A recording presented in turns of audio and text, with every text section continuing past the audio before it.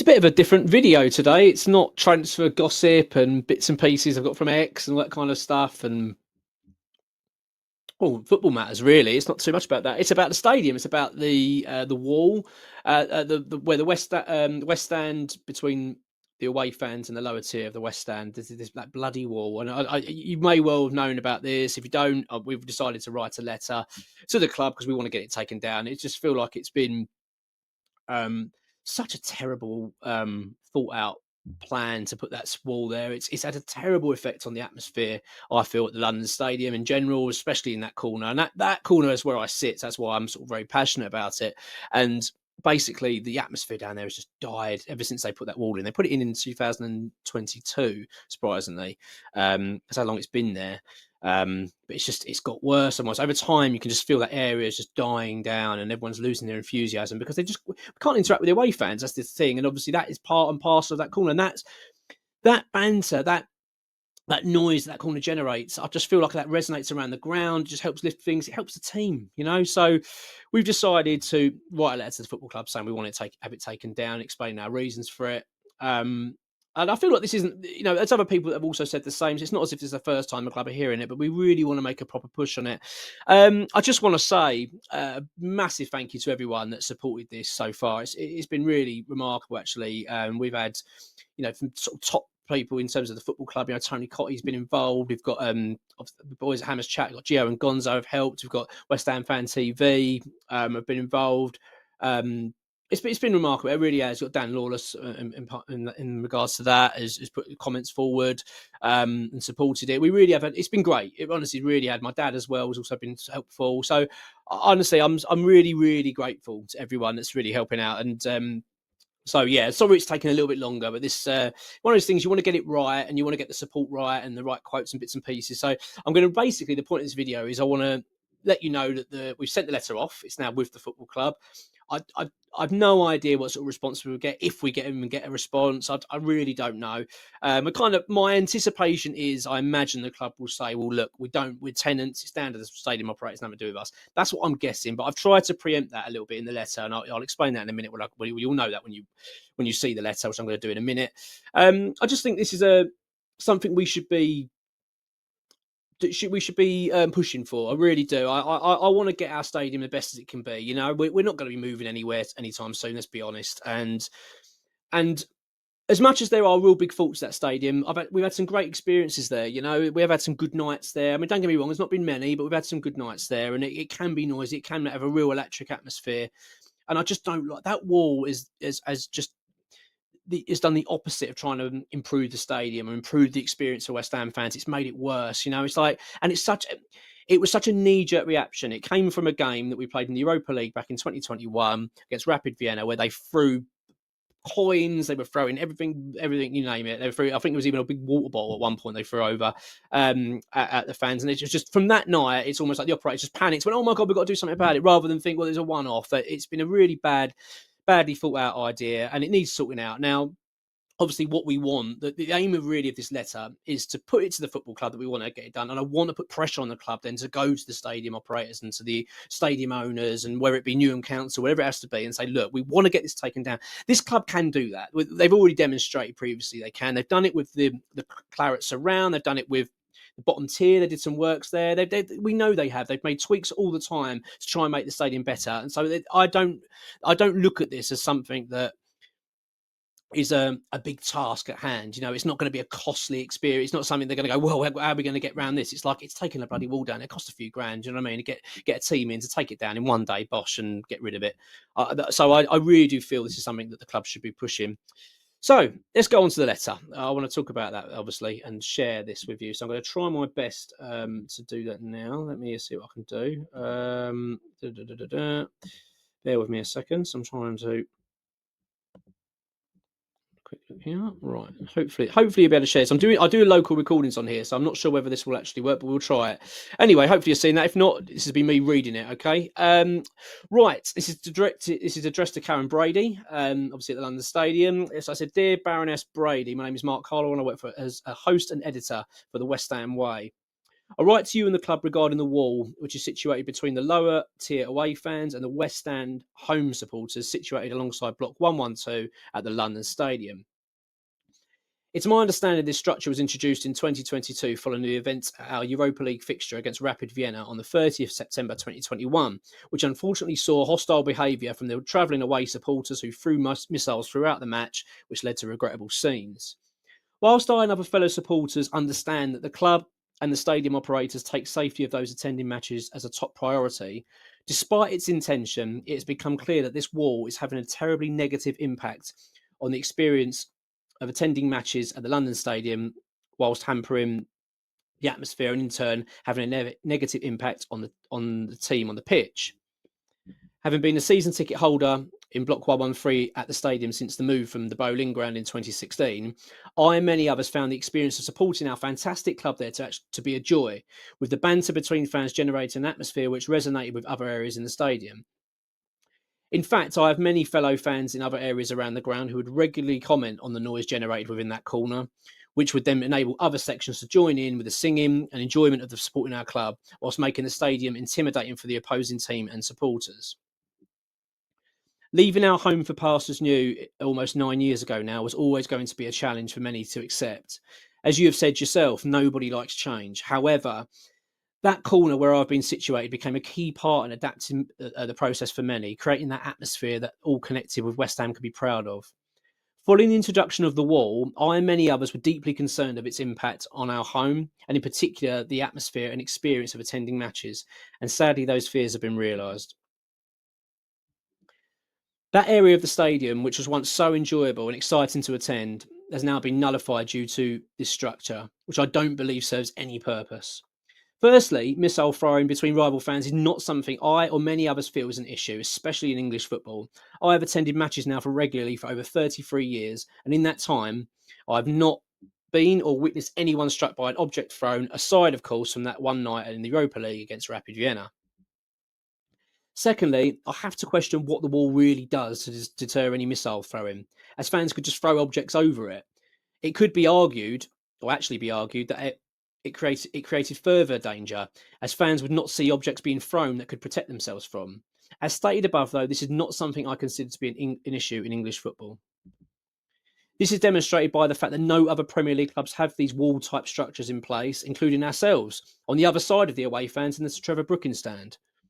It is clear that yourself and the club have been working hard to try and improve the experience for fans at the London Stadium, with meetings being held with fan groups to explore ideas in making our home better for our loyal supporters. The recent decision to retain concession rates for tickets, plus freezing ticket prices for the 2025-2026 season, showcases this.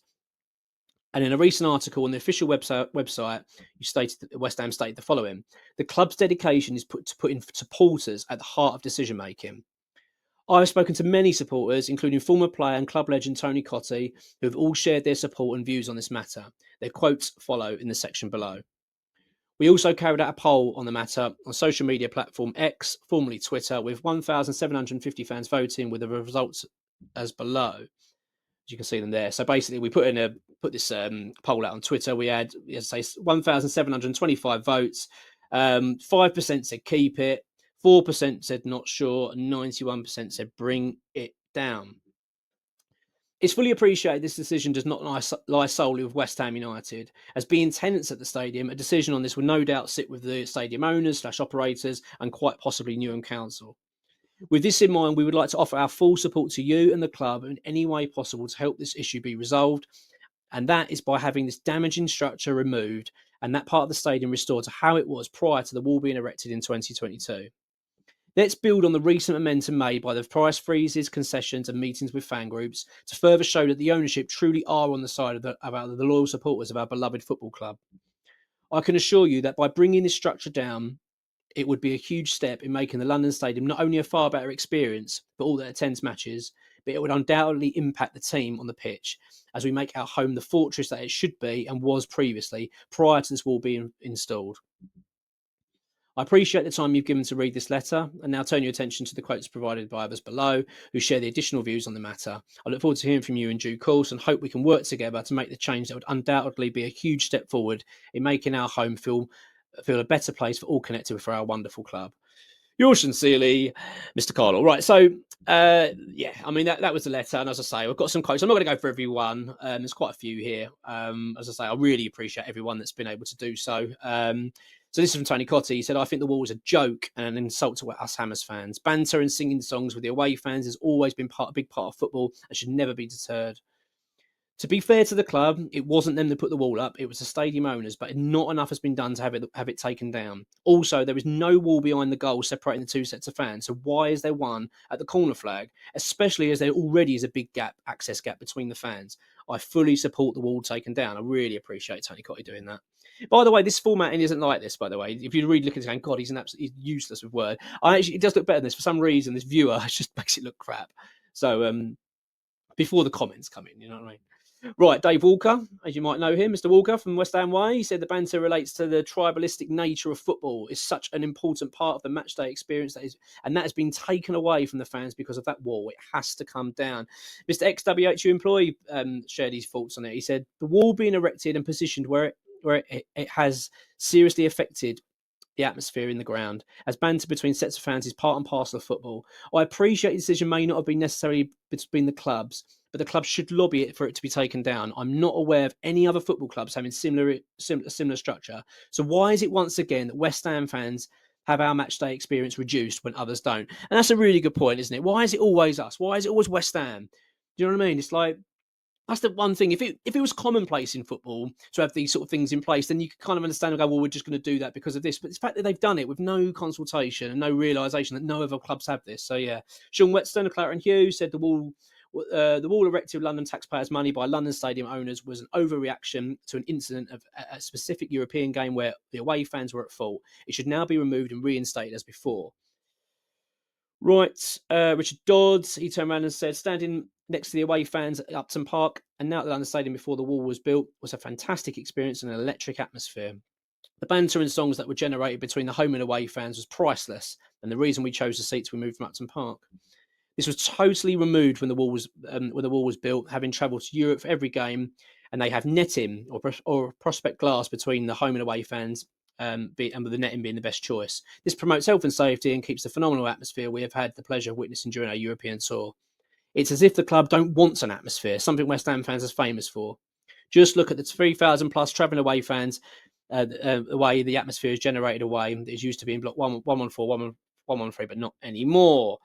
Gonzo Hammer's chat, he turned around and said nothing symbolises disconnect between the club and the stadium owners like a wall being erected to kill the atmosphere. This needs to be addressed and get this key area of the stadium generate the noise it once was.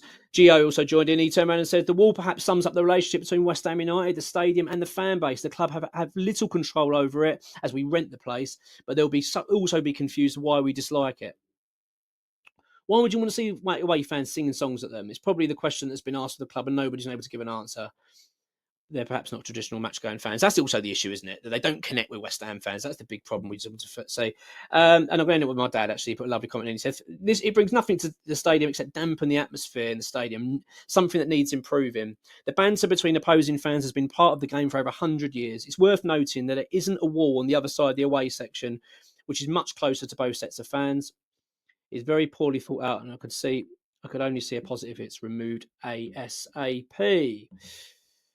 So yeah, there we have it. I'll say there's more comments on there, and I really appreciate them all. I won't go for every single one because there's so many, but I've shared them. And look, I'm really hopeful we get a positive response from the club. I don't expect it's going to be a 5 minute. Yeah, all right, we'll do it tomorrow. Do you know what I mean? I'm not expecting that. That would be wonderful, but I doubt it. So my aim is that we'll try and push this to be a summer change. You know what I mean? Just get through the season and get rid of this bloody wall. I don't know how we're going to.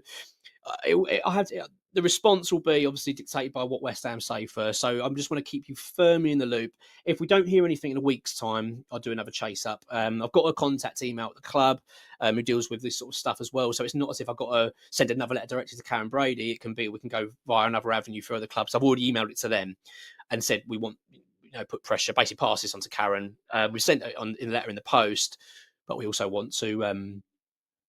Go through all avenues as we can. I just feel like it's such a obvious change that needs to happen. Do you know what I mean? And the response would be so positive. There would be no negative feelings towards it, in terms of taking it down. So I really appreciate, as I say, everyone's help with it. I'll keep you in the loop with it. I've got more videos tomorrow. We'll do a bit more stuff about transfers and bits and pieces and West Ham news. It's a bit quiet at the moment. I won't lie. It's not. It's still, summer's still a bit of a way off. We are being linked with a lot of players, but obviously the appetite at the moment and the real concrete news of who we're really going for is not quite there yet. But we are being linked with players, and obviously we've still got this Jonathan David situation, which is just bizarre, really. The fact that we're really trying to get this deal over the line. It does feel like it's a bit of a long shot, but you never know. But look, I'll have some more videos tomorrow. But as I say, thanks for watching this one, and catch you then. Take care and come on your ones.